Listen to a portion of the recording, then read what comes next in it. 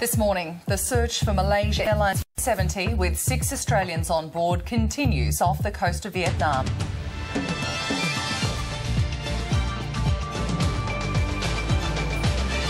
Also on Weekend Breakfast, international military observers rebuffed with gunfire after attempting to enter Crimea for a second time.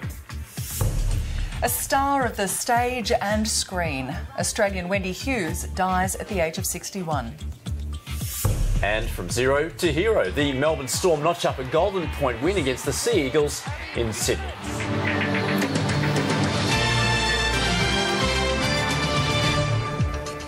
Good morning, it's Sunday the 9th of March. I'm Letitia Lemke. And I'm Andrew Gagan. Thanks for being with us. And obviously the news making headlines today is the missing Malaysian airline. Good morning.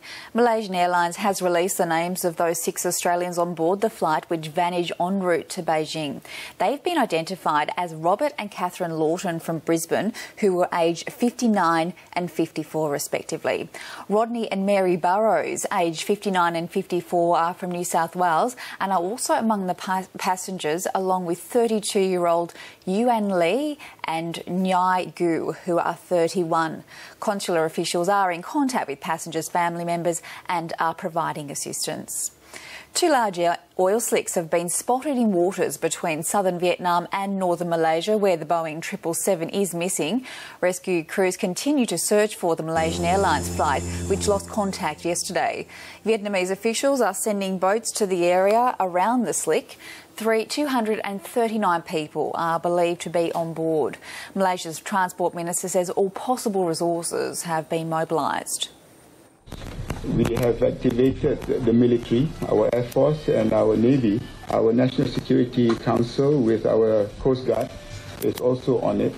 And thirdly, we're working very closely with our neighbours, especially with China, Vietnam, Philippines, Indonesia, where we have requested assistance, first on information of whereabouts the planes may be, and secondly, if there is a need for search and rescue, which we cannot cope.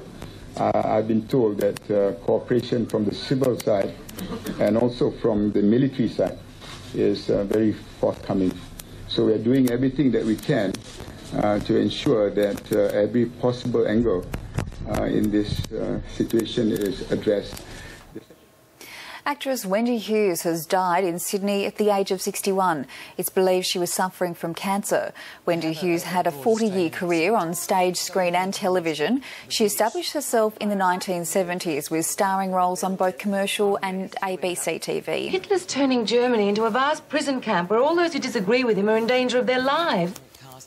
Her movie credits include My Brilliant Career, Lonely Hearts and Newsfront. For the first time, warning shots have been fired to prevent international military observers from entering Ukraine's Crimean Peninsula. It came as the Organisation for Security and Cooperation in Europe tried to enter the region for the 3rd time. They've previously twice been denied access by pro-Russian soldiers. On Thursday, Crimea's parliament, dominated by ethnic Russians, voted to join Russia and set a referendum for mid-March. Communities in far and north Queensland are on cyclone alert. 2 low pressure systems are moving towards the coast, one off Cairns and the other west of Thursday Island. Both of the low pressure systems are expected to develop into cyclones tomorrow. Forecasters say residents should be prepared for strong winds and prolonged rainfall. A head-on collision has claimed 4 lives in Victoria's north. Police say 2 cars crashed on Heathcote Rochester Road near Shepparton just before 10 o'clock last night. It's understood 2 people from each car died at the scene. 3 others have been taken to hospital with serious injuries. Meanwhile, 1 person has died and another 2 are seriously injured after a fuel truck collided with another truck in central Queensland.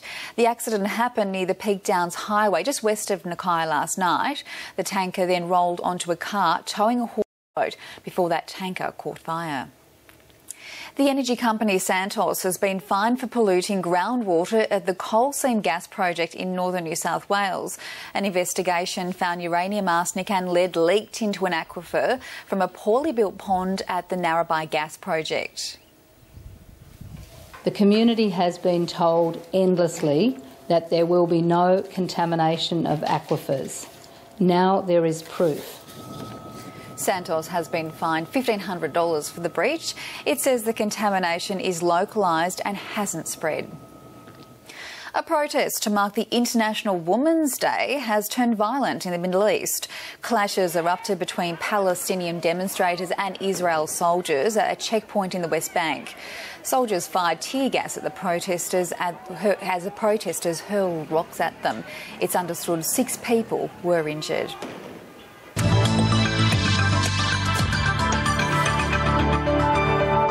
First, a look at the satellite image. Scattered thunderstorm activity can be seen about the northern tropical areas. There's intense activity associated with tropical cyclone Gillian and also with a developing tropical low northeast of Townsville. Isolated thunderstorms are also occurring over central Australia, over the far east of New South Wales. Looking around the country, in Queensland, rain and thunderstorms are developing over the coast and eastern interior with some heavy falls likely about the coastal fringe. Gales also about the Cape York Peninsula and the Torres Strait Islands, increasing to storm force late in the day. Isolated showers along the New South Wales coast and ranges as well as in the central inland. The chance of thunderstorms in the southeastern and central parts. Fine in Victoria, apart from morning fog patches in the south and isolated afternoon showers and thunderstorms in the far east, mainly about the ranges. Scattered showers about the north and upper east Tasmanian coast, mostly clearing by late afternoon. It'll be a warm day in the west and south. Fine in South Australia, apart from possible isolated showers and thunderstorms over the northeast. A mostly hot day with light to moderate northeast to northwesterly winds. Showers and thunderstorms over the Kimberley in WA. There'll be some isolated showers and thunderstorms in the Pilbara. And a weak trough over the northern top end will remain slow moving during the next few days. Looking ahead to tomorrow's forecast for the capital cities, a shower or two in Sydney, possible late showers in Melbourne and Hobart, showers in Brisbane, partly cloudy in Perth and Adelaide, mostly sunny in Canberra and afternoon showers in Darwin.